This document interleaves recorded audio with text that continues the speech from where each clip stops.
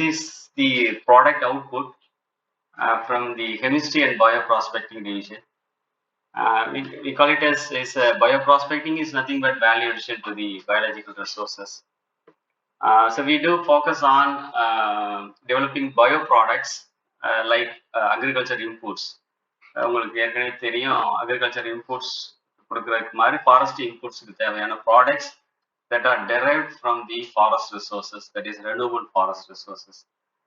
For last 12 to 15 years that we have done some research, and then we have come out with 12 and odd products which are of different kinds, right from the agriculture inputs like bioboosters, biopesticides, phytomedicines, biocolorants, and then so on. இப்போ நம்மளோட மக்கள் தொகை பார்த்தீங்கன்னா almost வேர்ல்டில் பார்த்தீங்கன்னா 84,59,00,000 பேர் இருக்கும். தமிழ்நாட்டை எடுத்துக்கிட்டு இது இந்தியாவில் எடுத்துக்கிட்டோம்னா ஆல்மோஸ்ட் அரௌண்ட் 142.52 கோடி இருக்கும். அதில் பார்த்தீங்கன்னா men are almost around 74.6 crores, and then women எடுத்துக்கிட்டோம்னா almost around 69 crores. Our food demand, you see, it is 4%, our production is 2%. Equally, our wood demand is almost around 5%, 5.5%, but our production is only 2%. In 2000, early 1980s, our wood demand it is almost around 10 to 15 million cubic meter, but today it is almost around 57 million cubic meter. This expected almost around 97 million cubic meter in the year 2030. So we பார்த்தோம் almost around out of 57 million cubic meter, we have almost around 47 million cubic meter தான் நம்ம வந்து produce பண்றோம். almost 10 million cubic meter we are importing from other countries, of which almost 47 million cubic meter வந்து 2 million cubic meter is from the natural resources. The remaining 45 million cubic meter is from tree outside forests.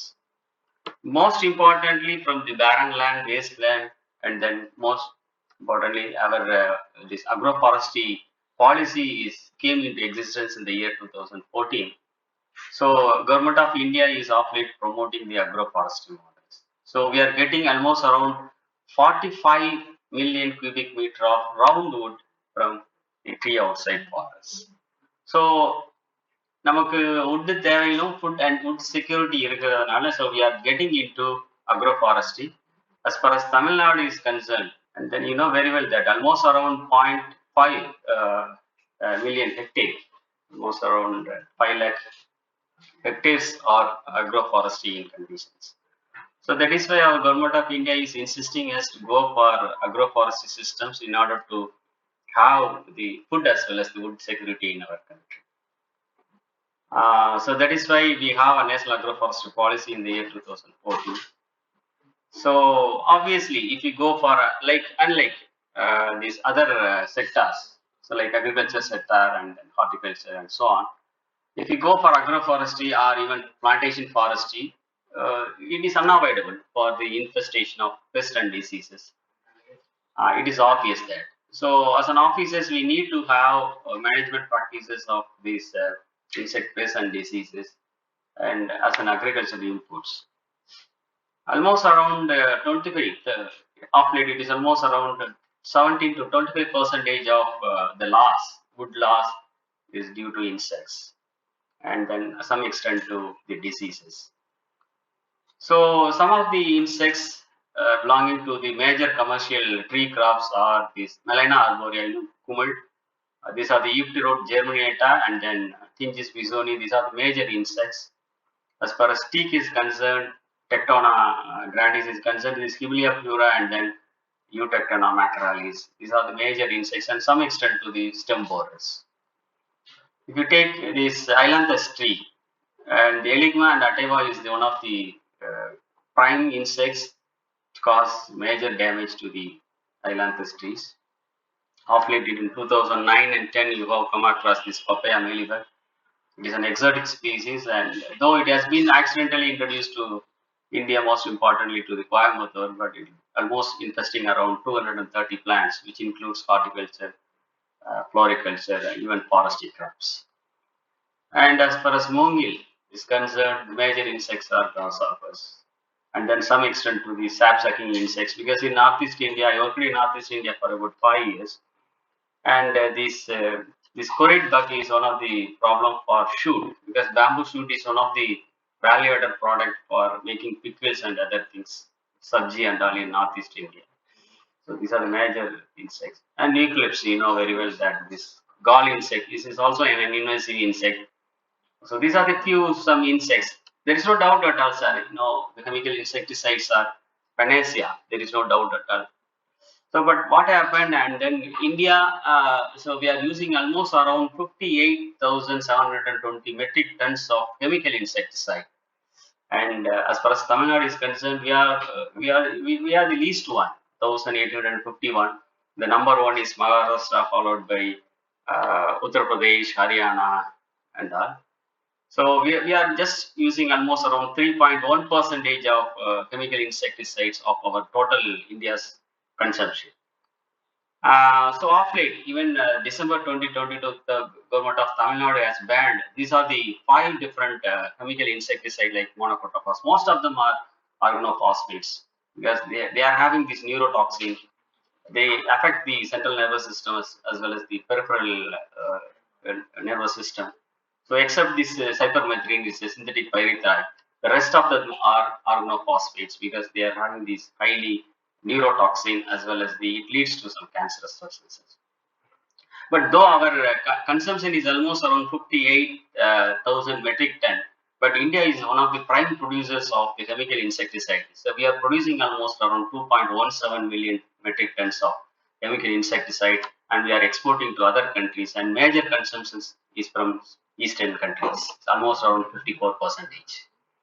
So because of these deleterious effects, we need to what's called move towards the government of Tamil Nadu is far ahead with respect to uh, this organic farming, and then next to these Telangana and then these things.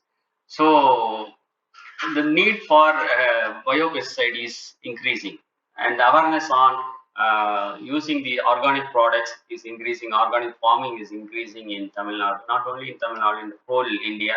But we are the forerunners with respect to organic farming.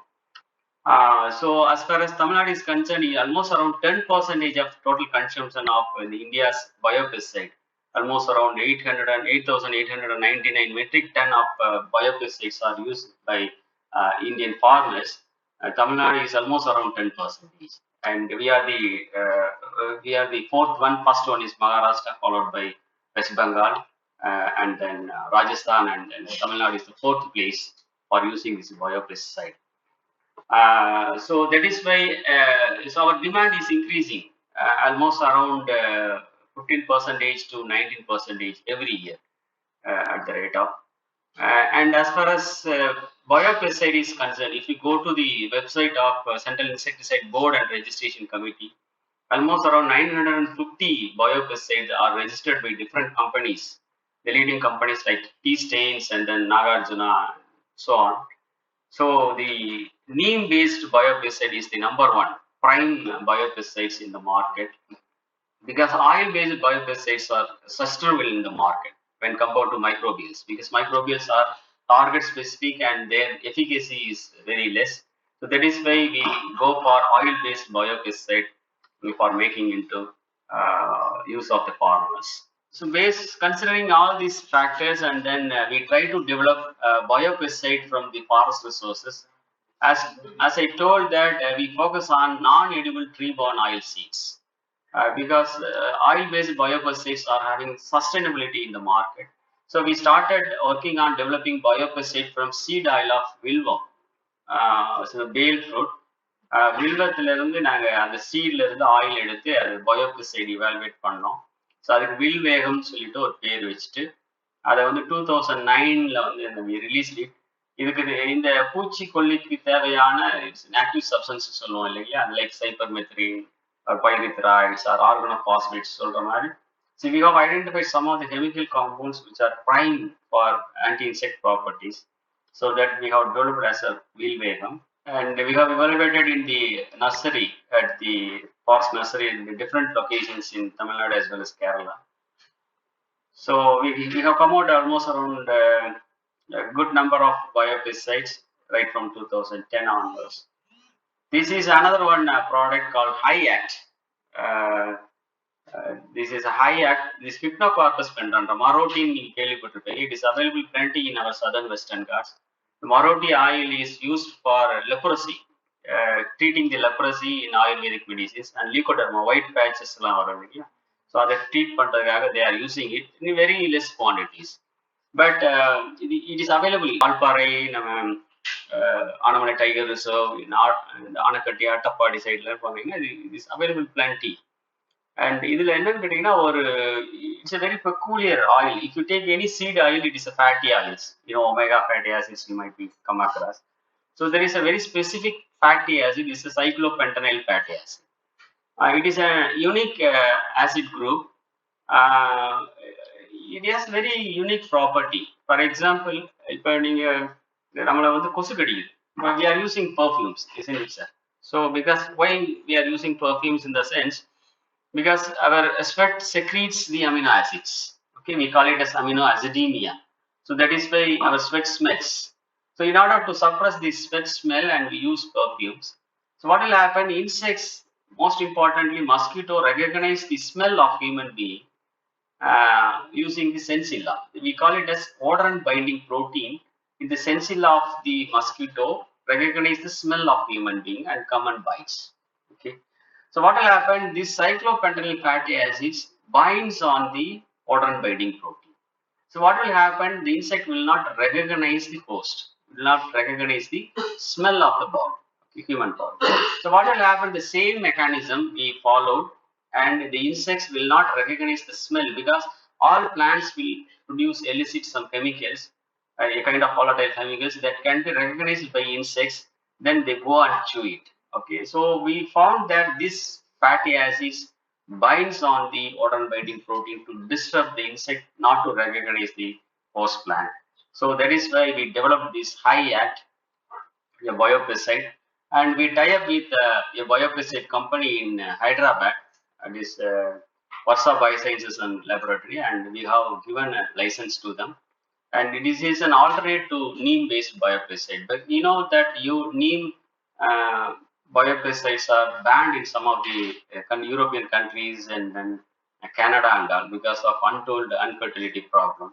So we would like to come out with alternate to neem. That is why we have developed this High Act, and already we tie up with the Varsa Biosciences, and we registered in the Central Insecticide Board and Registration Committee.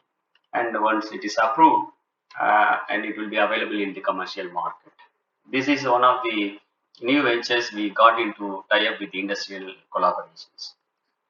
This is called High Act.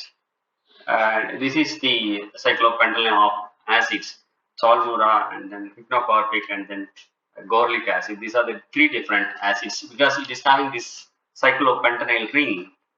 Unlike other fatty acids, it is having a peculiar ring called cyclopentenyl rings. So that is the peculiarity of this chemical compound. And this is a tree pollen.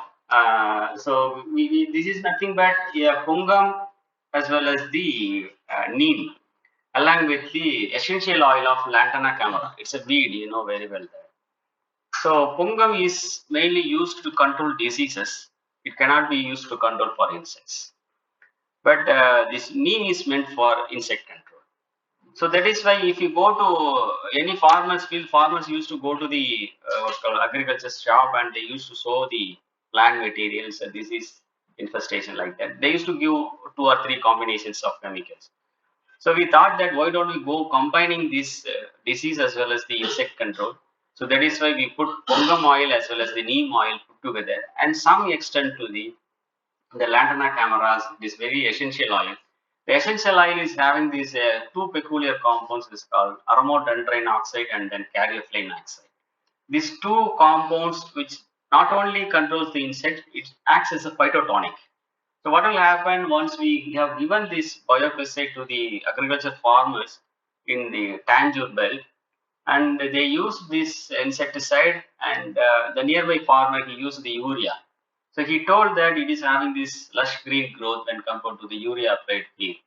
So that is why we felt that. Then we came down and then we have analyzed it. What is the reason behind? We found that it is having phytotonic effect. So originally it was prepared as a biopesticide.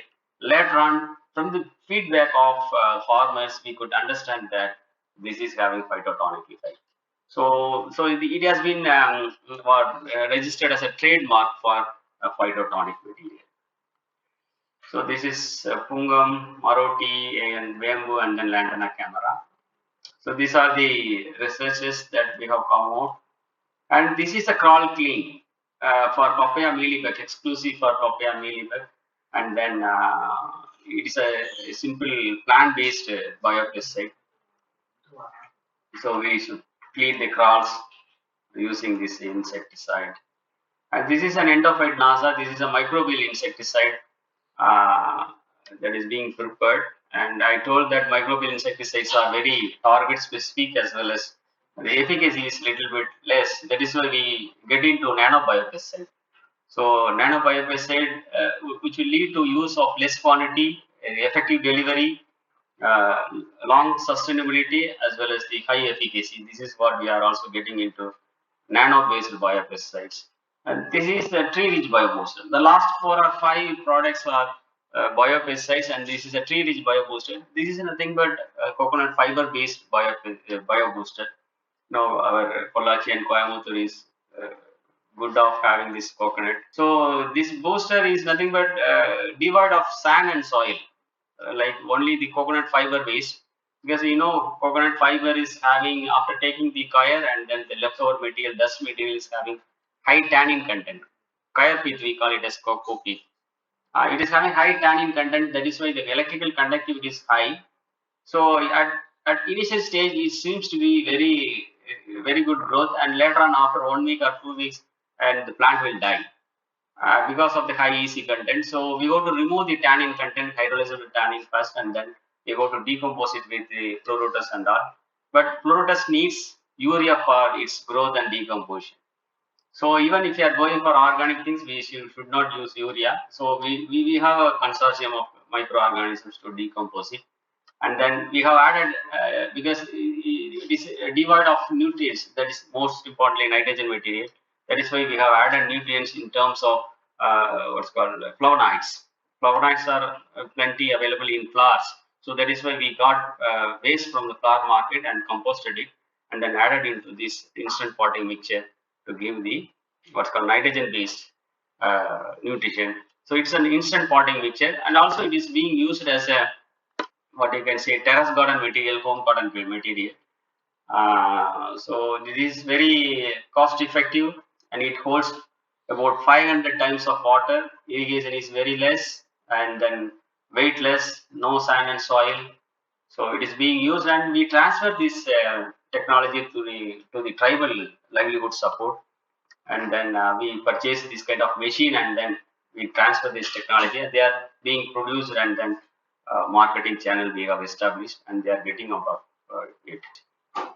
And also we have come out with some colorant, natural colorant for use in food preparations and beverages, and then jam preparations.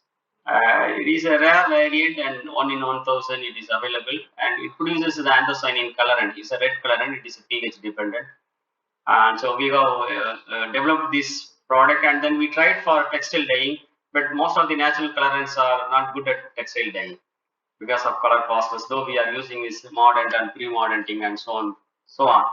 But so that is why we jumped into food additives as well as the cosmetics.